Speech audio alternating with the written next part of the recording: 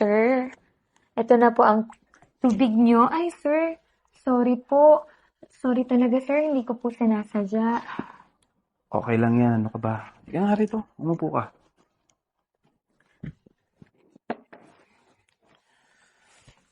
Oh, pera. Sir, Para sa'yo yan.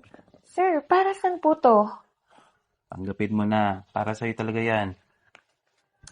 Sir, ibahin mo ko sa mga kasambahay na tinitira mo, ha?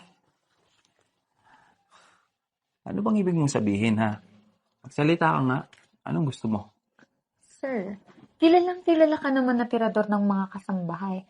Kaya nga, di ba, napaalis ng isa niyong kasambahay? Kasi tinitira mo din. Well, total naman, tirador ka ng mga kasambahay. Ibahin mo ko sa kanila. Ano ba talagang gusto mo? Sabi ka, Sir, simple lang naman ang gusto ko. Yung ako, yung masusunod. yun lang pala eh. Sige, payag ako. Susundin mo ako? Or isusumbong kita kay Ma'am B? Huwag kang mag-alala. Hinding-hindi ako mag-iingay. Tara na nga. Pinaglalaway mo ko eh. Kanina ka pa eh. Di ba ang sabi ko sa'yo, ako yung masusunod?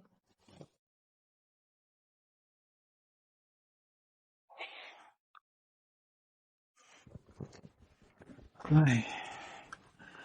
Alam mo, dadaling kita dun sa rest house ko sa Baguio. Sayong sayo yun.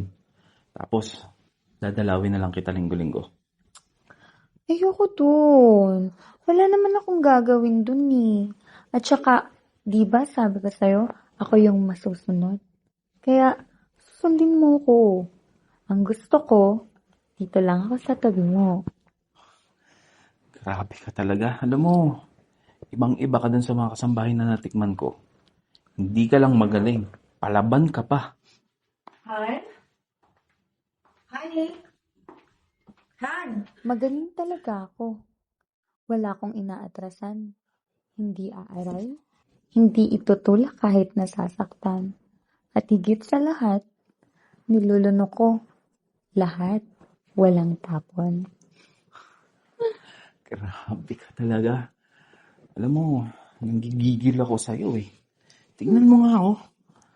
Kahit kakatapos lang natin, nakatayo na naman yung alaga ko. Ano? Nakapagpahinga ka na ba? Kasi, kaya ko pa kahit 3 round. Sige.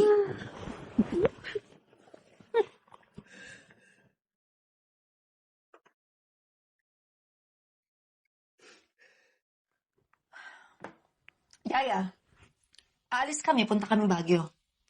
Hindi ka na muna namin kailangan kasi nandun naman si Mang Rigor. So, for 2 weeks, pwede ka muna maghanap ng ibang trabaho. At saka, hindi mo na kailangang magpaalam sa asawa ko. Pero ma'am, paano ako? Kailangan ko ng trabaho. Siguro naman sapat na to. Para mabuhay ka for 2 weeks. Pero ma'am, si sir, hahanapin niya ako. Kailangan ko siyang makausap. Alam ko kung anong pakay mo sa asawa ko. At kilalang kilala kong asawa ko. Tirador siya ng mga kasambahay na kagaya mo. Sige, lalayuan ko ang asawa mo. Pero, konti lang tong binigay mo. Mas marami pang makukuha ko kay sir. Pwede bang dagdagan mo to? Ayan. Siguro naman sapat na yan para bilhin ang pagkatao mo. Yan, madali ka din naman palang kausap, ma'am eh. Sige, aalis na ako.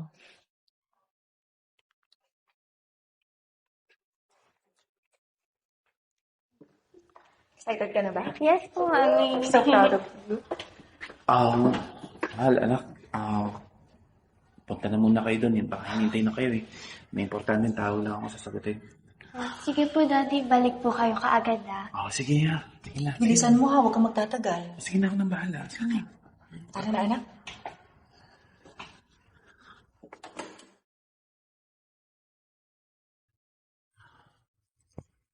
Hello? Oh, bakit ka pa tumatawag? Alam mo naman, graduation ng anak ko ngayon eh. Magkita tayo. Sasama na ako sa'yo. Hindi po pwede. Importante yung araw ng anak ko to. Hindi mo ba ako mahal? Ako kasi miss na kita eh. Kung ayaw mo naman, sige, magmo-move on na ako. O sige, sige.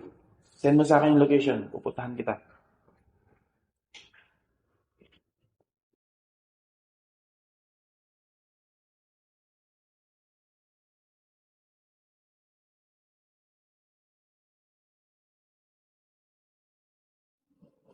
Oh,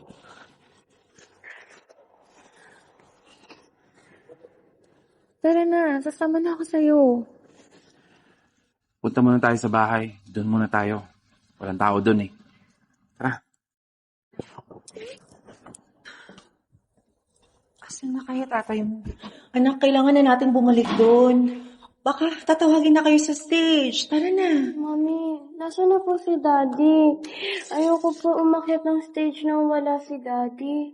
Siya pa naman po maglalagay ng valedictorian medal ko. At saka, nag-ready po ako ng speech para sa kanya. Anak, huwag kang mag-alala. Baka may emergency lang yun si daddy mo kaya nalilate. Huwag kang mag-alala. Alam mo, alam niya na, napaka-importante itong araw na to. Kaya for sure, hindi niya yun ini-miss out. Tara na, sa loob. Huwag kang mag-alala. Ako na muna maglalagay ng medal mo sa'yo, ha? Sige na, anak. Tara na, baka malate ka na. Pumasok na tayo. Okay po.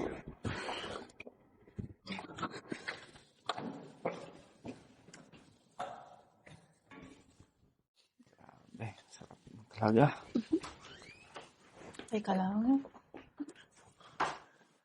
Ano to, RJ? Mga walang niya kayo! Wala ka silbi naman, alam mo yun, ha? Kung anak mo, pinagtatanggol pa man din naman kita. Pero ibang emergency naman pala, inaasikas mo. Kundi yung kasi ng itlog mo! Ano ka? Anak, mahal. Mag-explain ako. Tawarin niyo ako.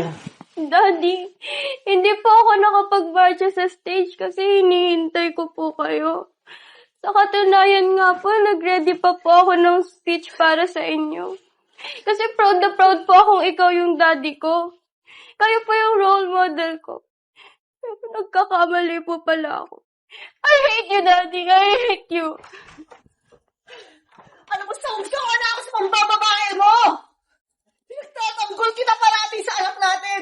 Alam mo, tinitiis ko lahat ng sakit para lang mabuo tong pamilya na to!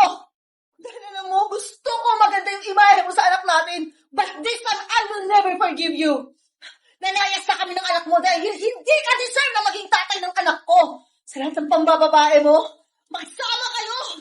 Aalis na kami ng anak mo, pupunta na kami sa US, doon kay mama. Ang kwentang tao. Yung bayang mo lang ang importante sa'yo.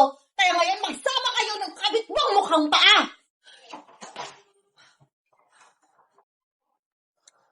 Okay lang yan, nandito naman ako. Hibang ka ba? Pamilya ko yun.